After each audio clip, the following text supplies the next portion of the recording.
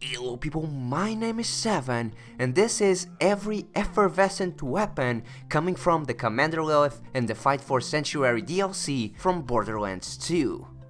If you don't know, Effervescent is a brand new rarity added with this DLC that's supposedly much higher tier than any other rarity. So there's currently 13 effervescent items in the game, and we can group them up in 3 different categories. First off, there's the Adorax boss fight items, which improve your ability to fight Adorax. Then there's the Digistruct Peak items, which improve your abilities while playing the Digistruct Peak. And then there's your standard other items, which are just like any other items in the game and don't actually improve your abilities while doing a specific task. So let's begin with the Infection Cleaner SMG from Tidior.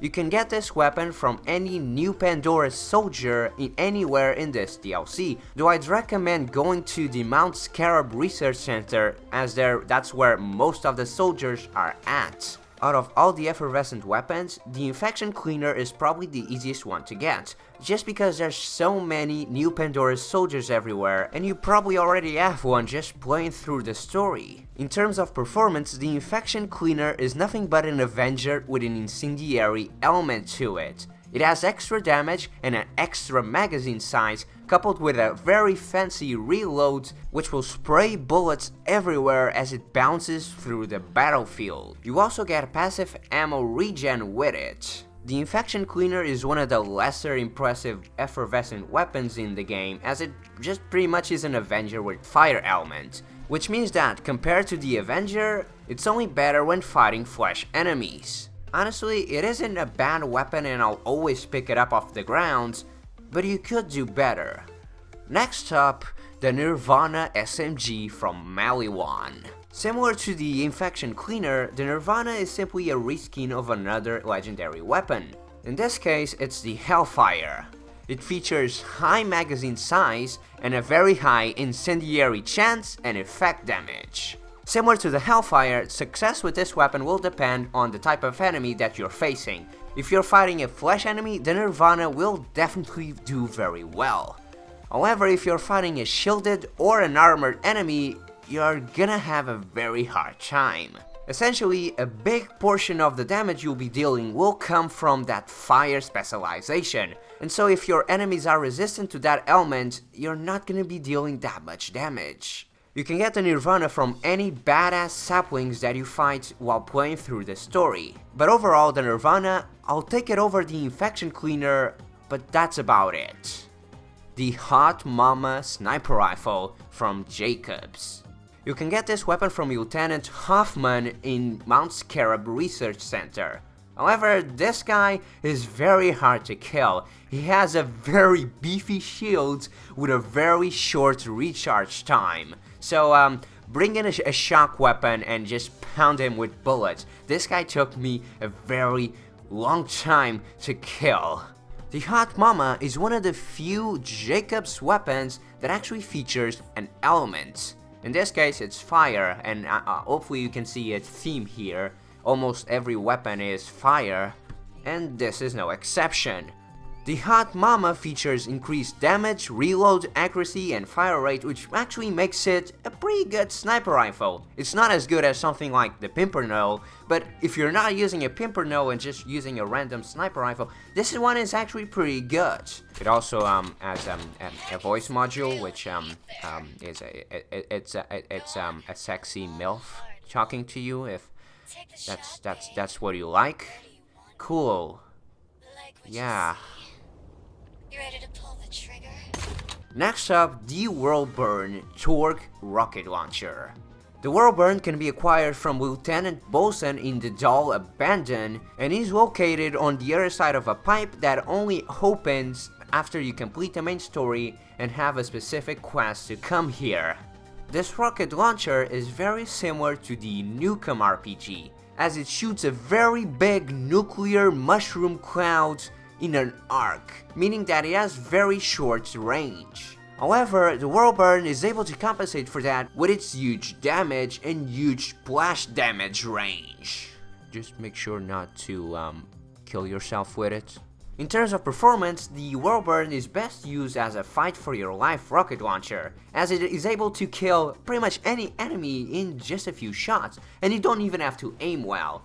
The main difference between this rocket launcher and a Nukem is the fact that this is a torque rocket launcher with a fire element, which is pretty rare, and it might give you extra stopping power against flash enemies. However, it's also able to kill shielded and armored enemies pretty easily too. Overall, this is a pretty good rocket launcher, but also very easy to kill yourself with it. Yeah, be careful with that. The Unicorn Splosion.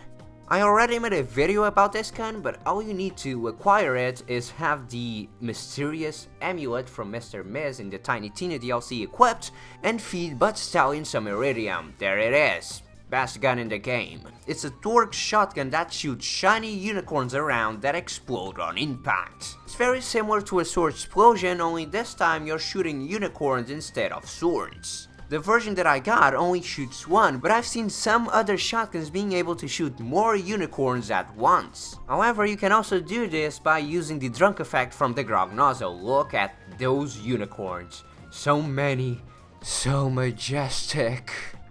The Unicorn Splosion can be a very dangerous weapon provided that you hit your shots. Because it fires such a slow projectile, you can be standing right in front of your enemy and still miss. So it's important to hit your target and those extra projectiles for that extra damage. Another problem with this weapon is its sparkle effects. It has so many rainbow and heart effects going on your screen that sometimes it's impossible to see your target. Still, it's one of the most unique effervescent weapons in the game and one of the most rare, so it's a pretty amazing gun. The Electric Chair Grenade from Vladov. This grenade can be dropped from the very best farm in the game, Uranus himself, at a very frequent rate. Just don't ask where it came from Uranus, and that just sounds weird.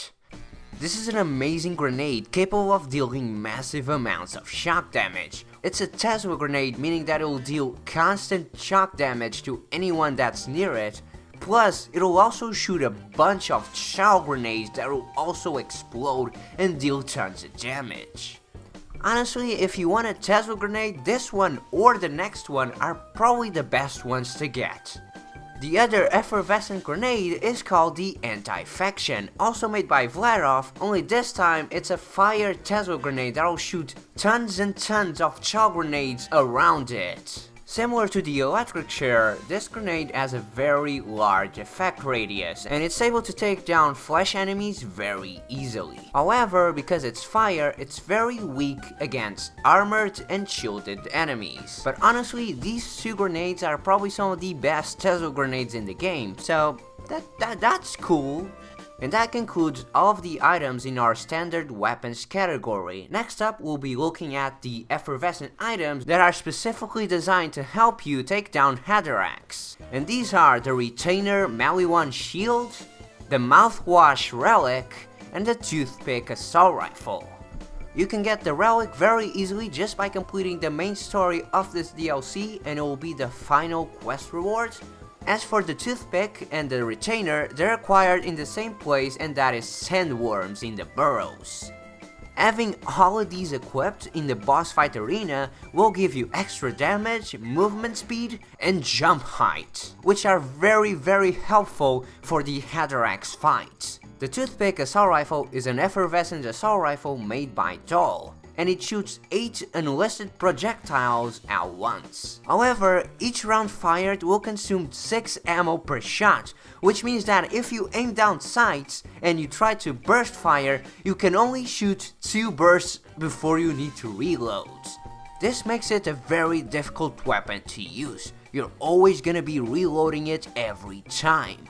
However, due to the amazing number of unlisted projectiles in every shot, it has enough damage to take down most enemies in just a few shots.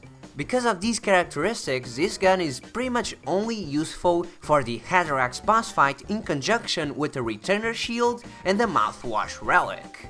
The Retainer Shield will give you extra jump height and movement speed provided that you're walking around with the Retainer in the boss fight arena, and the mouthwash relic will give the toothpick a lot of extra damage, which is perfect for this boss fight. The way I made it work was by using my extra jump height to scale up the walls of the arena, and then hit a critical spot, then jumping down very quickly and hitting the critical spot on Hathorach's mouth. Eventually, after a lot of trial and error and a lot of Hathorach healing all the way back up, I managed to kill him and get all of the other effervescent weapons that we are missing. Hathorach the Invincible will drop the 3 effervescent weapons that we are yet to talk about. These 3 effervescent weapons are specifically designed to help you complete the Digistruct Peak Challenge. And they are the Peak Opener Assault Rifle by Torque, the Easy Mode Shield by Maliwan, and the Hard Carry Relic. Having all of these equipped at the same time while doing the Digistruct Peak Challenge will give you extra damage for your Peak Opener Assault Rifle, as well as extra fight for your lifetime. The Peak Opener Assault Rifle is one of the best assault rifles in the game, and I'm not joking here, this gun is completely amazing.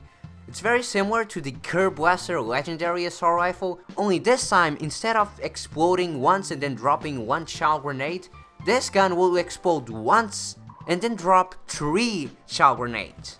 If that wasn't enough, this gun also has a very fast fire rate, much faster than the Kerr Blaster.